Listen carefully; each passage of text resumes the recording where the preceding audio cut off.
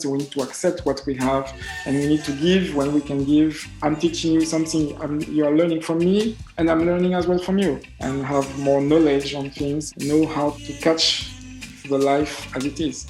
Welcome to Dance Specific Talks. This podcast is made for us dancers, and our goal here is to inspire dancers from all over the world to become better, both on and off the dance floor. We want to provide you with a platform where we dancers can share and learn from each other. So let me introduce to you your host for this podcast, t-zer, and remember as always, by dancers, for dancers. What's up, party people, and welcome back to another episode of your favorite dance podcast, Dance Specific Talks. If you want to support this podcast, why don't you go ahead and give us a coffee by the Buy Me a Coffee link in the description below. Now, today we are going all the way to France as we are talking with the OG organizer in the game, no one else than Fred Maestro.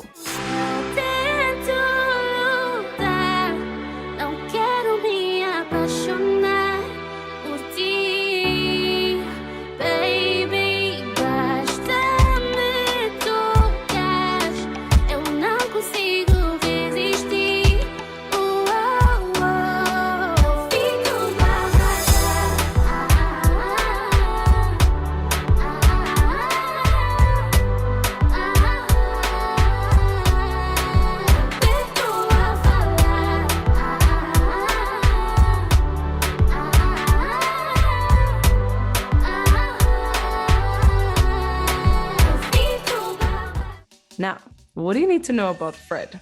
Not only did he start with Salsa and Bachata into Kizomba, he is not only a teacher, but also an event organizer that has been organizing events all over the world. He is also a DJ and a music producer, and this year he is organizing several festivals and also the 10-year anniversary of the Paris Kizomba Congress. And now, let's get it going. Welcome to this interview, Fred Maestro. Yeah. Hi, guys. All the way from Albania. That's where you're at right now, correct? Exactly. I'm in Vlo, Albania. I'm on holiday there and happy to be here because I have exactly right under my apartment, the sea view, so and the sunset. So good. Oh, I just got a glimpse of it and it looked wonderful. What are you doing in Albania right now? Actually, I'm taking some holiday because actually too much festival. I was needed some holiday to rest because in the festival, I don't have time to rest. I'm always sleeping 2 hours, 3 hours. Then I said, okay, now is my time. I'm going alone, renting a car, renting a space and rest. So this is what I'm doing. Wow, that sounds like one of the most healthy comments I've ever heard in the Kizomba scene. And Listen, I'm eating healthy as well. Here I can eat some seafood, so I'm really happy with that. That's the thing. Like, I am so honored to have you on this podcast because for me personally, you represent someone that has been in the start in our baby years of the Kizomba scene that we've seen developing from Paris and out to the world. When I started 2014, 15, you were already there. And so for me, you represent someone who has managed to stay in the game for such a long time, but still undercover and managed to keep like enough low profile to not have 200-meter queue on the dance floor. But, once people dance with you, they're like, oh, who's the smooth killer over here? I want to talk to you about everything you do. But just to start, so people get to know Fred Maestro a little bit, where did your interest for dancing start in your life? Actually, that would be surprising. But when I was young, I was not a dancer at all. I start, to dance. I was hiding behind the DJ that the girls don't come to invite me when there was some party. And this is what was the intrigue, is that I was always hiding. So this is how I start to learn DJ part, actually. And then in 2020, in 2000, I start learning to dance, but I start with salsa. So salsa cubana, salsa online and 2 on 1. And Then I decided to take the salsa cubana side because that was fitting me the best. And after this, I have some good connection, and I start to teach salsa cubana. This is how I start in this world. And then in 2005, I start with the bachata class because there was not really some bachata in Paris. And I start with one DJ also that was one of the DJs that helped me to create some community in Paris for bachata. So in that time, there was no bachata essential. It was like bachata modern style. And this is what I was teaching at the time. And the bachata dominicana. And from this, in 2009, I started the first festival that there was, so with bachata, with salsa, with Kizomba as well in 2009. And all the first teachers like Tony Pirata, like 3 or 4 others that I will not mention because they're now not especially in the scene anymore. And so they bring Kizomba in that time. So I would say like most of the Cape Verdean, most of the Angolan people had the crowd at the beginning. And then some other locals start to make their own profile to grow. And at that moment, so I was one of the first to start the Kizomba Festival in Paris. And from this, I started to have also some contact. Plus, I was started to travel abroad and start to teach abroad. So I was started to teach mostly bachata and Kizomba, because there was a big need in Kizomba because there was not that much teachers in Kizomba around the world, and I was traveling. Especially I start with US, and I have a mentor in US as well, and he helped me because he has already a big community around the world, not specifically in Asia and also in US. So this is because of him. I went back and made many tours in US and many tours in Asia. And this is how I grow more and more my community. And I managed to create some babies and like be an ambassador for Kizomba, because when I was teaching some bachata, everybody wanted, okay, bachata is good, but I see you dance Kizomba and I want to learn and give me some class. And this is how things starts. Mm-hmm. And so that's why now, from this, I start to create also different festival as well from my side, beside all the teaching and everything part. And at the same time, in parallel of that, I start to develop the DJ sides because I was also already a DJ. So this is how I started with it. This is like the craziest story. So just to say again what happened, you started with salsa, you got into bachata, then they wanted Kizomba. Like, first of all, you didn't even dance when you were younger. So now suddenly you find yourself not only being interested in dancing, but also teaching all these styles that are necessarily not from your own culture. How did your interest for music even start then in your life? Maybe before you're dancing, what made you, or who made you interested in music to the point that you would actually today become a dancer? Actually, it's a long story because originally I'm from the Caribbean. So I used to hear salsa all the time, zouk. Like when I said zouk, is what the zouk love like we have in the Caribbean. That after the world changed for what we have lomba zouk and things from the Brazil. But actually, this is how the love of the dance came from. Then, so I born what country? Paris. Yeah. I was in Paris. Then after, I went back with my parents to Caribbean for some times, and this is where I was into salsa so much, and I was going to parties in all the local parties. We have some salsa sessions or cha-cha sessions, bachata and bachata too, and this is how it was in my head, and that's why I was hiding, because I didn't know how to dance. Then when I come back to Paris, I take some class. And I had a friend that I was, when I came back to Paris, that he was living already in Paris. So I went to live with him. And at the beginning, when I came back to Paris, and he was already started to take some class of salsa class. And he bring me to some discotheques and everything. And they were doing salsa really high level. And I said, oh my God, I want to learn. And this is how everything starts. So, and your family, like that, you said Caribbean, which country or which island? Martinique. Yes, and were they also dancers, musicians, or DJs, or was this like you were the first one? Nothing of that. Actually, I have family that in my family, most of them are musicians, but I was not born as a musician. I didn't learn music. I was just I just jumped into this universe separately from this.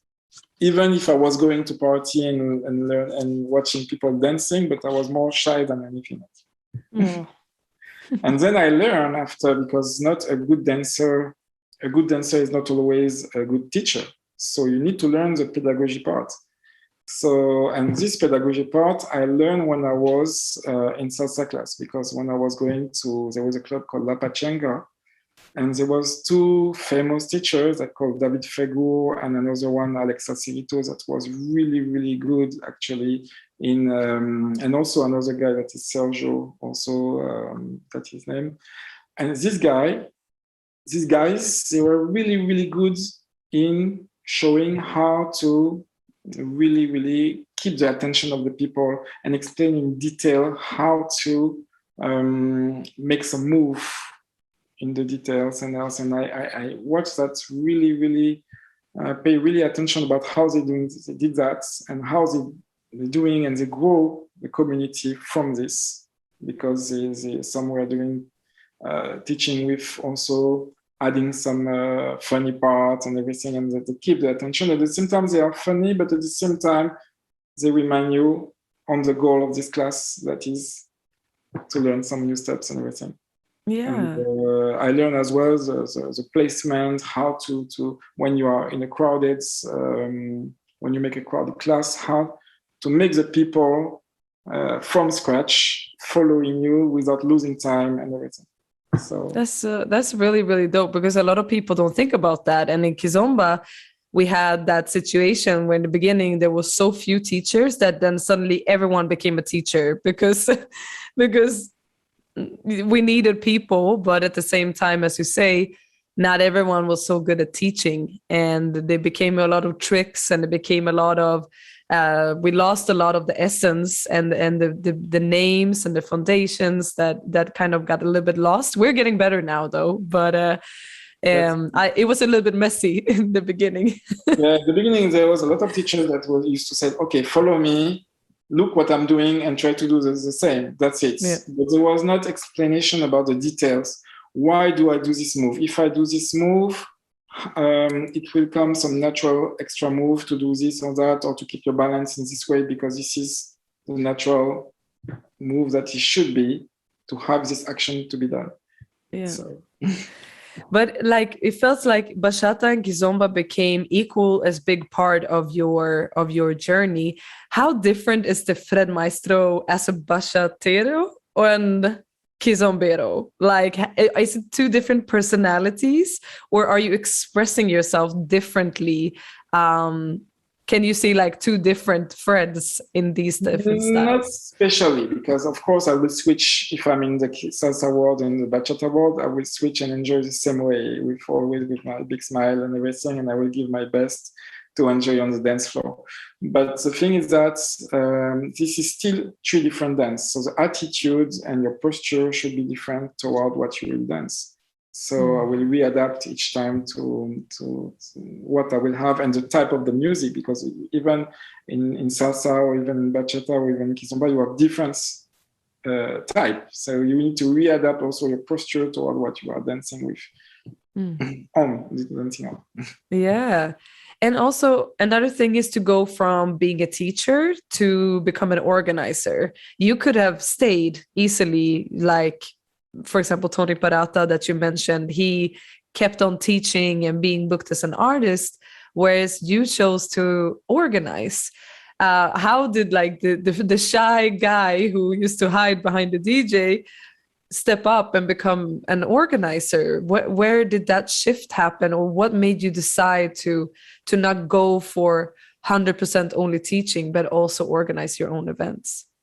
Actually, when I started, there was a need within the bachata, because the bachata scene was not in that time developed in Paris, and I started to organize parties. So I associate with one DJ, that is Julian El Payaso, and we start to create different parties in Paris. And this is how I start with the step of, okay, organizing something. Then I have bigger ambition. Then I decided to go to take some class about organizing events. So not only events, but festivals, big world festivals. So you see all the big festivals that you have in the world, not about especially dance like this, but the world festivals that you see with concert and everything. So I'm able to organize things that big.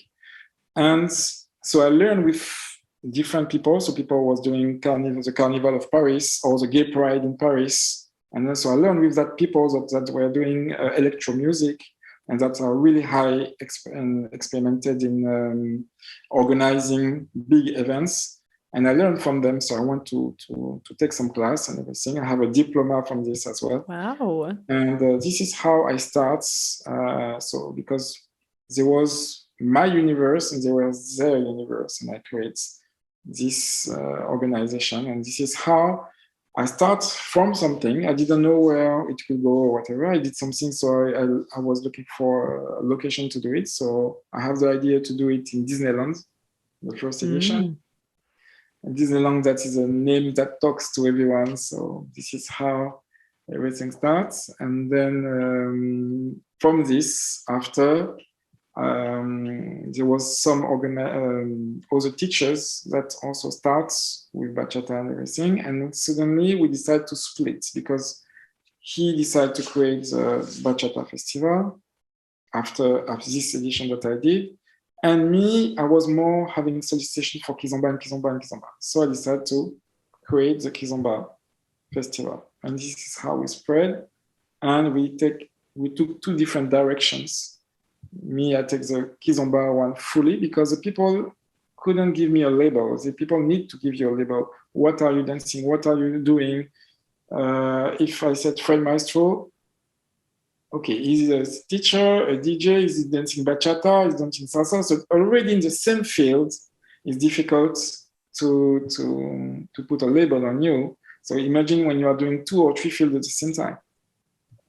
So this is how things start to go. Yeah, this is interesting because a lot of organizers just kind of, figure it out as they go. And I'd never heard about anyone that has like a diploma or also actually took courses in it, which makes a lot of sense because you have not only organized things in Paris, you started organizing things outside your own country.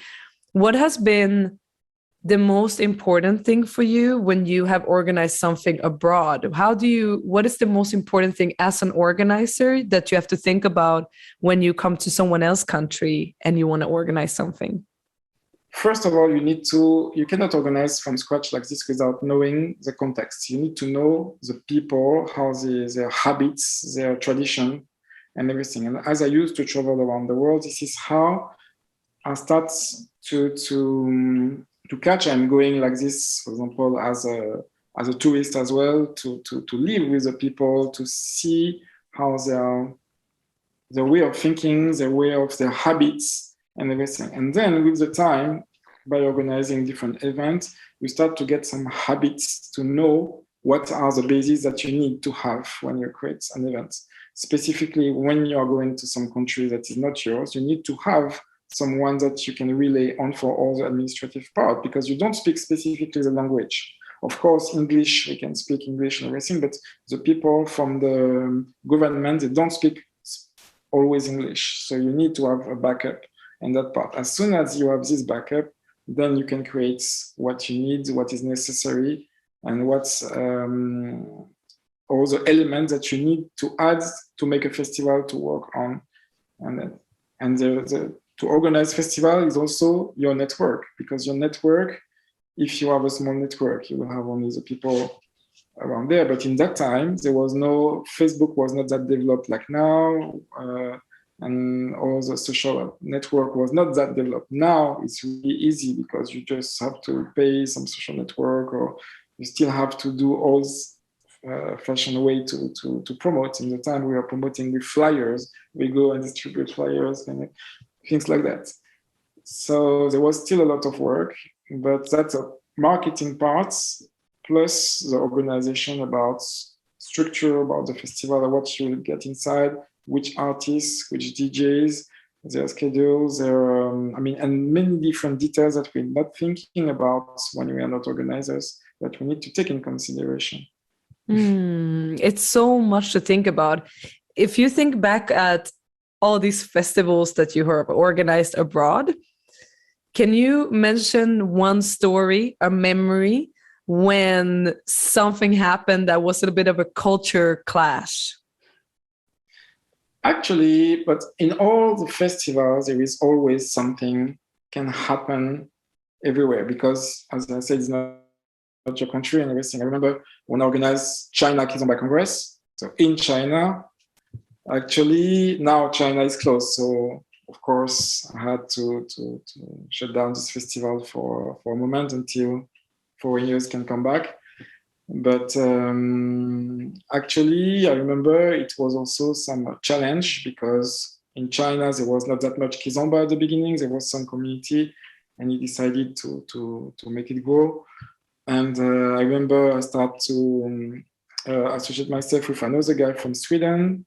Greg Martin. Exactly. Shanghai, right? Exactly. Yeah. So I was with him. Then there was me and one local, because we need local people. And we start with these events, and we start to make it grow and everything. And at the end, we have to face how to find, just for example, a dance floor. We don't used to have dance floor. We are going to hotels. There is some carpets and nothing else. And we need to find out these things, and it doesn't exist that much. So we need to create, so we had to bring some wooden dance floor from from some situation that doesn't exist, because they don't used to have some dance things like this. Generally, they have all the room either with dance floor or nothing. So we have to find a way to have the situation. Then also the police was coming often to see what is this, why they are making noise after midnight. And because in China, everything is regulated. And so we have to deal with different situations like this. Wow, I can't believe also that you kept going like all these years, because at some point, I have seen organizers driving away in ambulances. I have seen organizers burned up. I've seen people hitting the wall. Like, there is so much that goes into organizing. There is artists who are missing their planes. There is DJs who are not showing up at their sets because they're drunk somewhere. There is people that want to do 1,000 name changes on tickets. Just there is so much organizational challenges. What kept you going? What is it that your passion lays in that keeps you going? Actually, I would say this is what helped me a lot, is because I'm multifunction. I'm like a Swiss knife, I can do everything. That's why installing, for example, sound system. I can plug, I know how to do all the things. I'm missing a DJ, I can be DJ, I can switch. I'm missing a teacher, I'm the teacher. So I can switch to every element, and I control and I master every element of the organization of a festival from scratch. So whatever can miss, and if I am not there, if there is missing something, I can handle. And also with the experience that you had by organizing different events, you can anticipate something can happen. So like this, when you can anticipate most of the things are under control, because in festival, once the day of the festival is coming, there's always things that will not be planned in advance that will pop up. But more you anticipate things in advance, when the time came for the festival, more you feel comfortable because you can handle with the problem of everybody because you already anticipate most of them. So that's it. Yeah. It's about learning experiences, and you have years of that now. So, I think it's also an open mindset, right? Like you just got to be prepared that it will always be something, and go with it and go with the flow.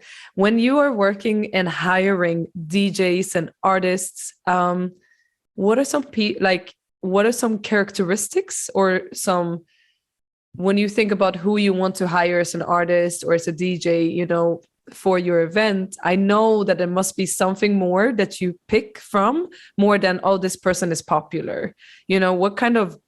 What makes artists good for you to work with? What are some things that you appreciate with artists and DJs that you hire on your events when it comes to working professionalism? Actually, for example, if I take the case of artists, beside of the work of the artist, of his if he's good or not, it's not only this. Actually, a good artist is someone that have a posture, because what makes you popular is not yourself, it's the people that lift you up to give you a statue. So you need to give to that people what they came for.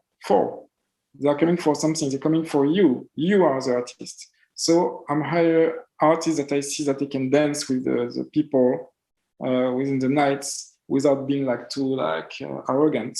This is something like the number one quality that I need to have within artists for me, more than you are a good dancer. Of course, if you are bankable, like we said, as an artist, it's not because you become bankable, they give you this statue.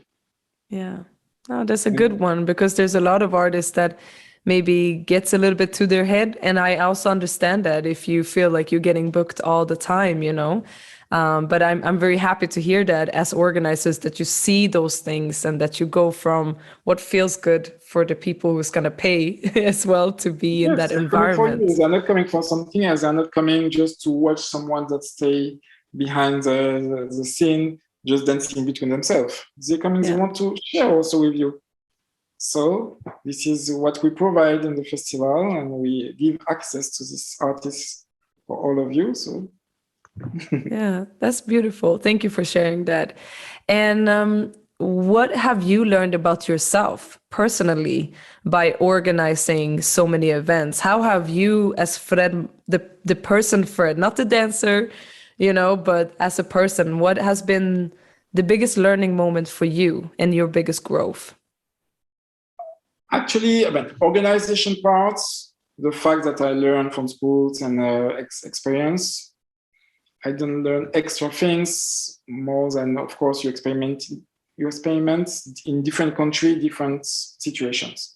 But beside of it, I would say the one quality, I will talk more about the quality that for me was essential, is to be accessible to the people. Because when the people need help, or when the people need you, even a simple smile can make them happy and feel good.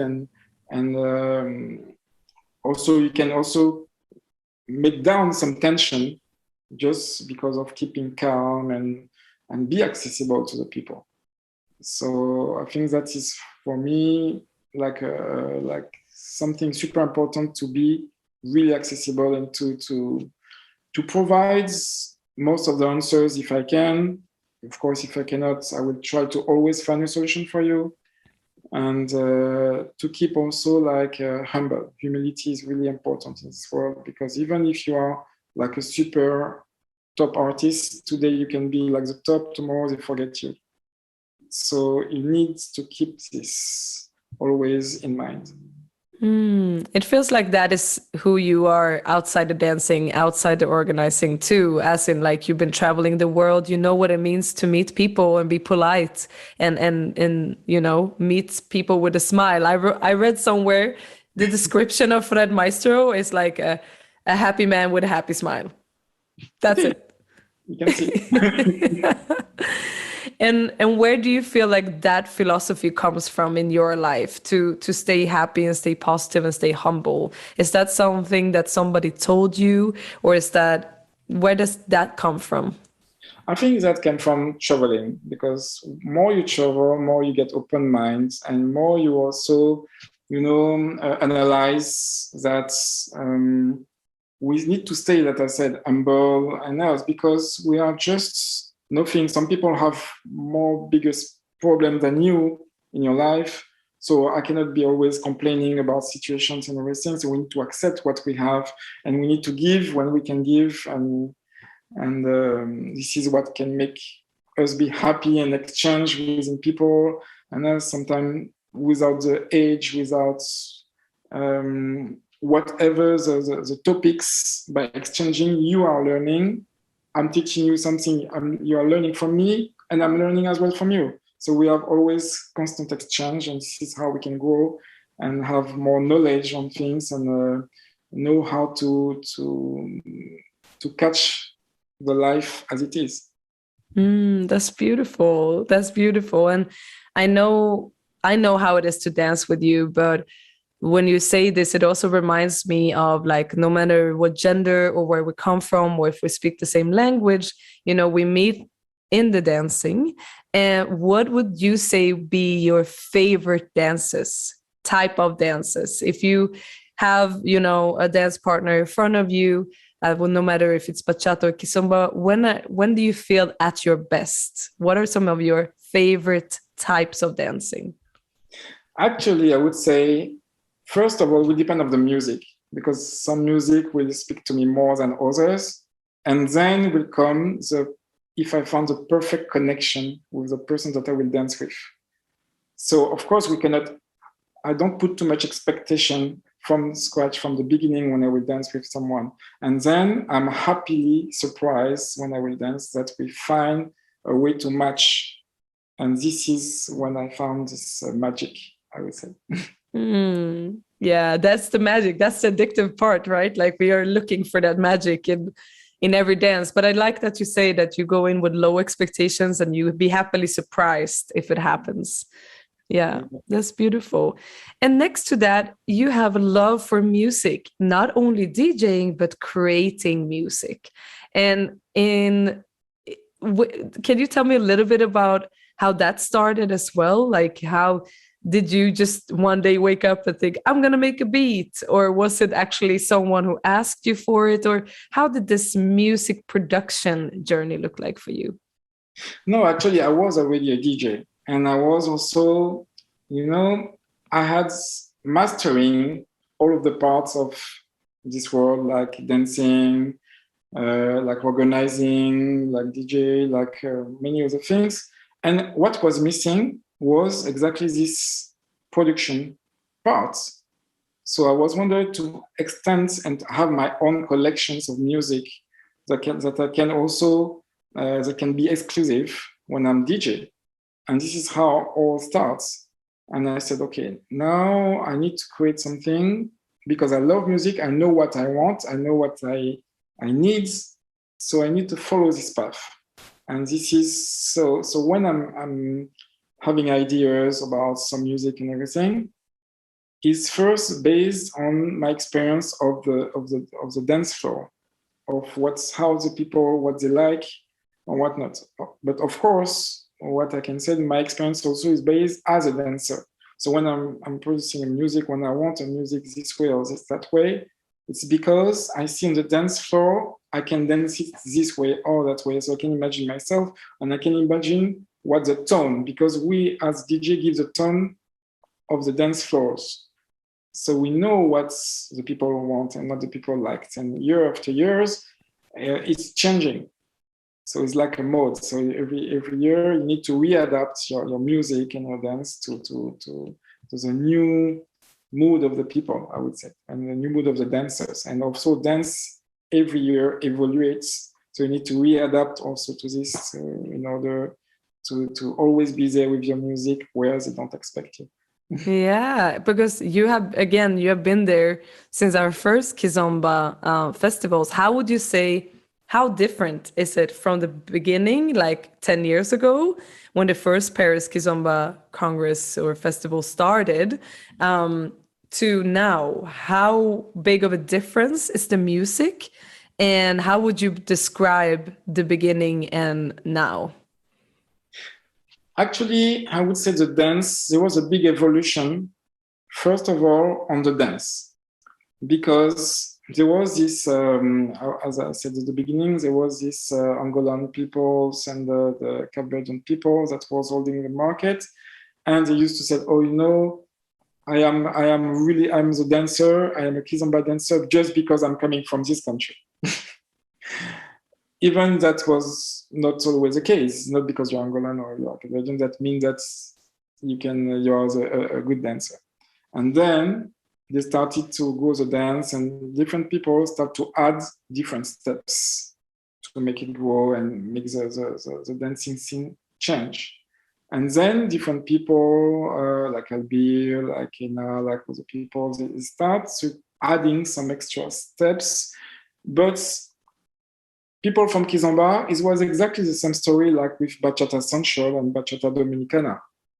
That Dominican was saying, oh no, this is my dance, you are changing the dance and it's not no more Bachata, what is this? And slowly, with the time, I remember when I was watching Corky and Judith, that was also, I take this example of Bachata because they bring this Bachata Central.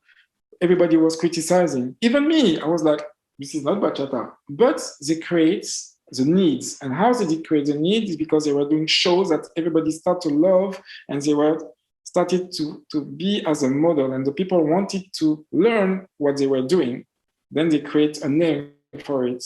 And it's the same with Kizomba, with Urban Kids, that the name has been created. And from this, some start to create French styles, some start to create fusions, some start to create different names to add external elements like hip hop in it. Some will add some salsa in it, some will add, that's why all of this mix of different influences started from. And from this, they add also the music also had to readapt also to the dancers.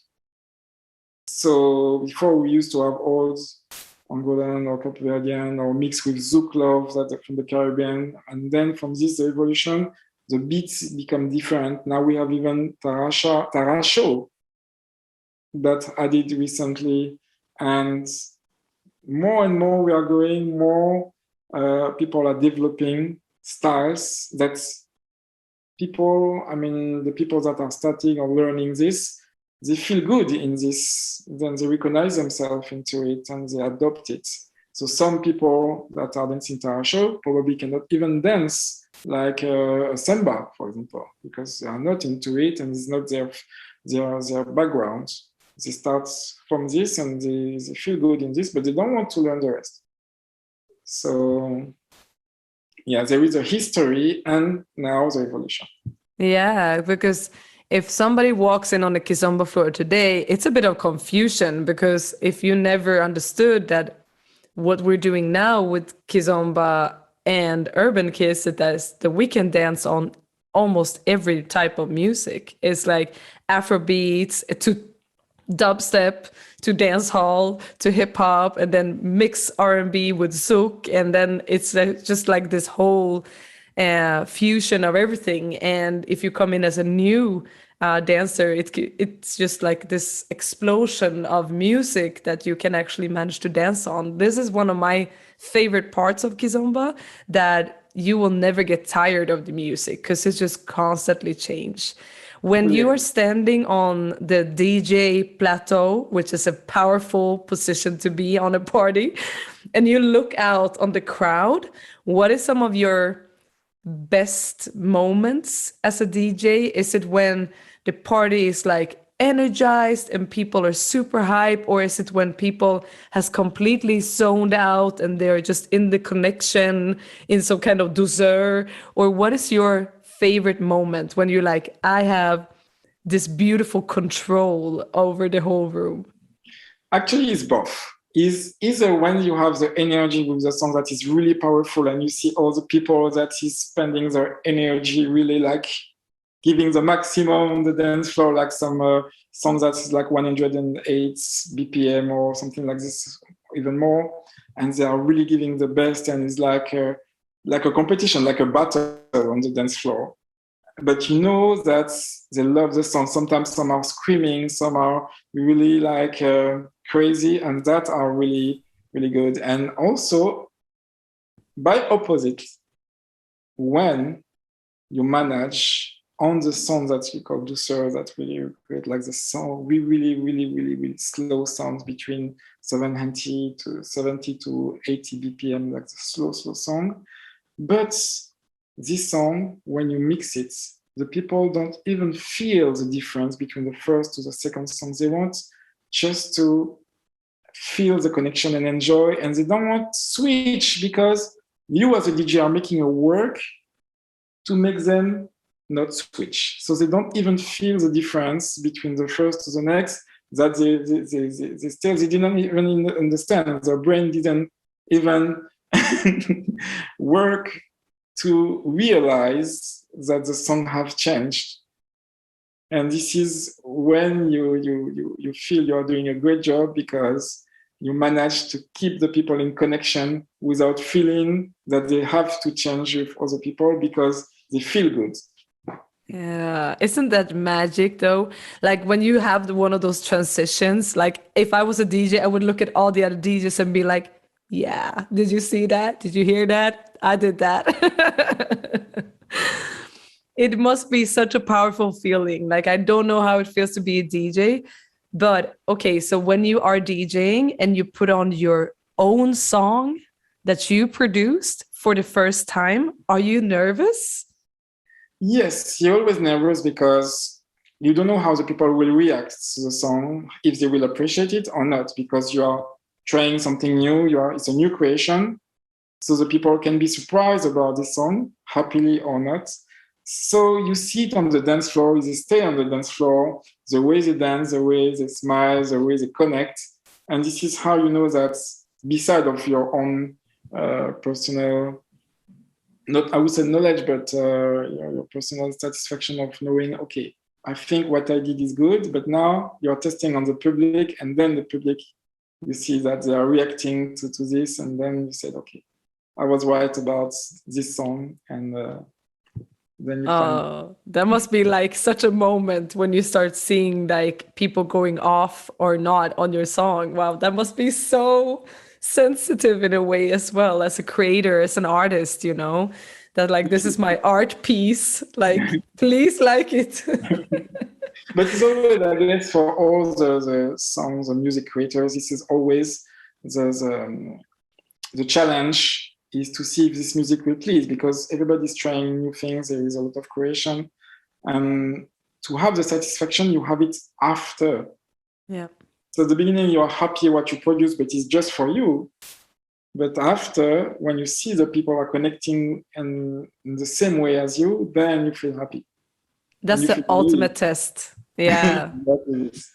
Okay, so I'm going to give you a hard question now. If you didn't have to care about money or salary, and you could only choose one job, would you rather be dancer, organizer, DJ, or music producer?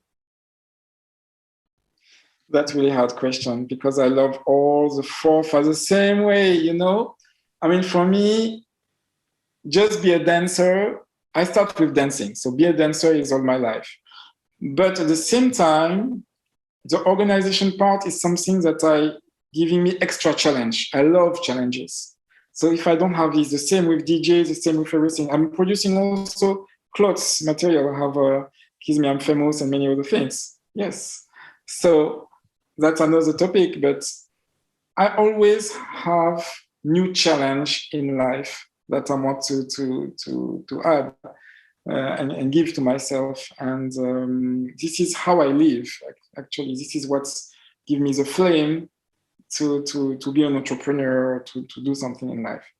But dancer is in my favor. You know, when I hear music, I'm imagining how I'm gonna dance on it, how the flow, the beats that I can add on it to make it fluent. And by being a dancer is also a way of expression. It's a way of saying something, the way of, so you always feel really good, even if you just go to dance in a party. When you come back home, you feel relaxed. So it's exactly the same way. So you are, as a dancer, transmitting to some other people, and also you are releasing stress to yourself. Yeah. So your answer is dancing. I guess so, somehow. Because I have to choose, because you force me to choose. Yes, exactly. All of them.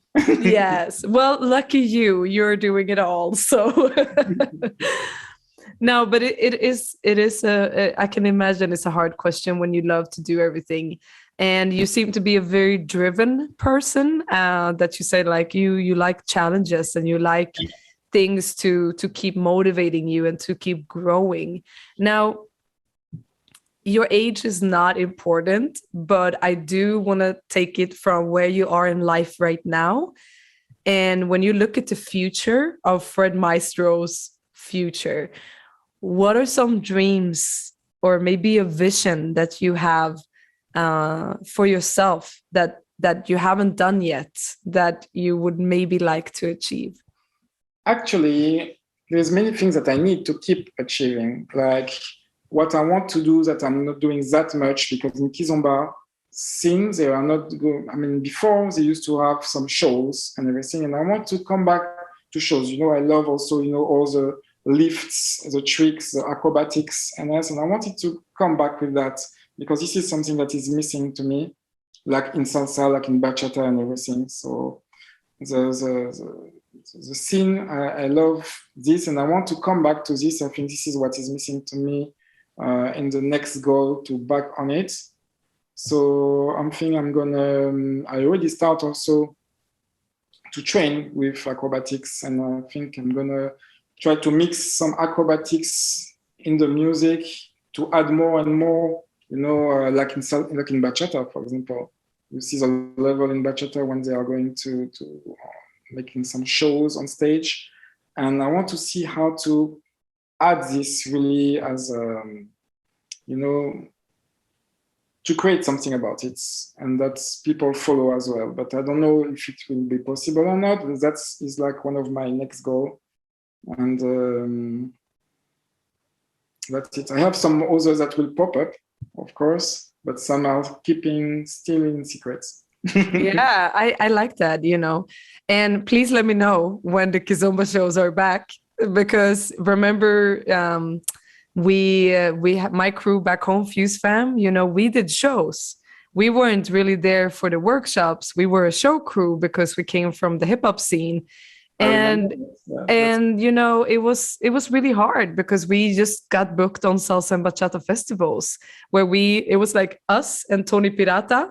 We were the only Kizomba people at all these festivals, and it was hard because we wanted to be in Kizomba festivals, but there was no shows.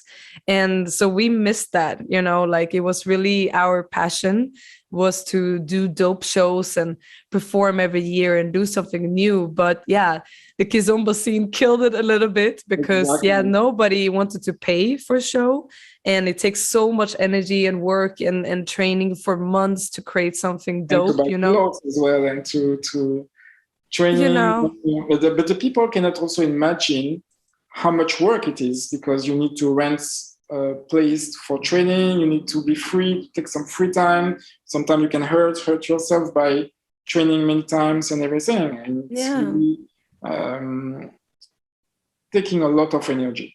Yeah, it does. And then, so we ended up being like a Kizomba performance crew in a salsa bachata world that didn't really know us because we were not salsa bachata people. So like, it just became that like gray zone where it was hard to move on and hard to continue. But please let me know when you're back with the shows. Yes, actually, still in my goal. Even with Paris Kizomba Congress, we try to hold the show for a long time. But after this, as most of the people, they were not that much interested in shows anymore. They were like, when there were shows, they would prefer to go to the social rooms. And so it was like big problems. Yeah. But okay, I will try. I don't know if I will succeed. Probably not. Probably yes. But yes, it needs to be a flash mob, you know, Kizomba. So lock the doors so Kizomba people can't get out. Do a flash mob in the middle of the dance floor, and then back to dancing. Okay, that's it. That's the only thing that works. Chain them down. Okay, everyone. No, but I know what you mean. And also most of the shows you have to, like, for the dancers' sake, you do it between 9 and 12 so that you can party afterwards. But Kizomba people don't come to the parties until 12 or 1 o'clock. So yeah, they just want to dance when they come. They don't care about shows. So it's an issue. And I pray that you find a solution. And I would love to perform at one of your festivals. So call me, okay? All right. I know you. I know how you manage this. And you are really, from my point of view, you are really a model on this too. So. Oh, thank you. Thank you so much. All right. Well, to come back to Paris, we are not going to forget you're organizing a lot of things that I want you to mention, but I also want you to talk a little bit extra about the 10-year anniversary of your festival. Can you tell us a little bit about what are some of the things you're most proud of, and why should people come to this edition of the 10-year anniversary? Actually, this edition is going to be special because you're going to have the old artists versus, when I said old, not with age, but the people that are in the scene since a long time, versus the new, I would say the newers, the new scene of Kizomba people. And we are going to have both on the same dance floor. Especially everybody will be like a big reunion. Everybody will be reunited. That is something that is really, really good. We're going to have some battle as well, because we're going to have the finals of the Olympiads of Kizomba. Oh. So we're going to have that also. We're going to host it in the festival. And dedicate also to Asia, because in Asia, you know, I've been developed a lot in Asia, Singapore, Japan, Vietnam, I mean, most of them. And thus, we decided to create also a new theme. So this theme will be Japanese theme. So when you will come to the festival, you will have some dress codes like Japanese style, but I don't give more. I will let you find out how. That's a surprise. And and you will have many animations and many other things that we use to see in the festivals before versus new generations of festivals. So that's beautiful. That's like a really a bridge between the old and the new. That's beautiful. And where can people, is there any special prizes right now, or where can people find more information about this? So actually we have Paris Kizomba Congress.com, of course, is a website where you can book your tickets, or online on Facebook, you can find out the information. And one thing that is important also to know that as soon as you reach Paris, from wherever you are coming from around the world, as soon as you land, you're already at the festival. It means that the festival is at the airport, right at the airport. So when you land, you have nothing else to do, neither shuttle, neither nothing, you're already in the festival. And for discounts, for the tickets, actually we have a lot of promoters that having really good discount tickets that we are posting also on Instagram, on Facebook and everything. So you can find out some special discounts, specially made for everyone that want to come. And if you get involved with the groups and us, and you will have some special discount for you. Oh, that's beautiful. All right, we're going to link everything in the description below. And what else are you organizing? Just maybe for the bachateras out there and the Kizomba people, just so they can know where, you know, like your face is not plastered over the flyers. So maybe people don't know that you're part of the organization of so many festivals. Can you mention a few of them? Yes, actually, I'm doing the next coming up will be Poland Kizomba Festival that will be in October. I'm also organizing Festival of Bachatas that I decided to come back with it because the first festival name was Paris Central Festival, that there was Kizomba in it. So I created a new Paris Central Festival last year, and it will be again happen in February. And will be a new one that is Paris 100% Bachata Summer Vibes coming up in August. And we want to make something really fun because it's summer and it's gonna be. And I used to have the China Kizomba Congress, but as I said, China Kizomba Congress is now off because of rules to go to China. I have also a festival that is SBK, the Salsa Bachata Kizomba, that is 2 hours from Paris. It's called Center Parks. It's a place that is more than 10 years. Now we made the 12-year edition this year, actually. So it's been many more years than 10 years that I'm creating events. And I have some other events that also had to that is ongoing on preparation, like Romania, but you will have some information soon. Turkey, probably, but secret. Only the people listening to this will know. Some challenge is coming, but you will have more information. For now, a lot of things is keeping more secrets, but will be revealed soon just for you. So be ready, because when I'm making some event, I'm trying to make the best of it for you to enjoy to the maximum. Oh, that is something we're looking forward to. And if people want to find more about your DJing, where should they go? So first of all, I have a SoundCloud. So if you type Fred Maestro in SoundCloud, you have some of my music that I'm releasing and everything. And generally, I'm DJing in different festivals around the world as well. So there is different dates that's generally I post on my page, on my Facebook page. Then you can see me for DJ or teaching or sometimes both. So just follow me, follow my page, Fred Maestro. You will find it. I have one Fred Maestro Keys, or I have the page Fred Maestro Official. Then if you go on this, then you should find all the information, video, pictures, everything that you need about me, you can find there. Oh, that's beautiful. Thank you so much. And in the end of my interview, I always have something called fill in the blanks. It's where I start a sentence and you end it with one word or a end of a sentence of your choice. All right. So it's a quick question. You end with one word out of your choice, and we see where it takes us. Are you ready? Okay, let's go for it.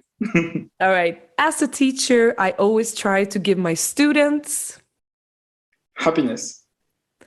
As a DJ, I love when the dancers are connected. Ooh. When I produce music, I always try to that is harder question. I'm sorry.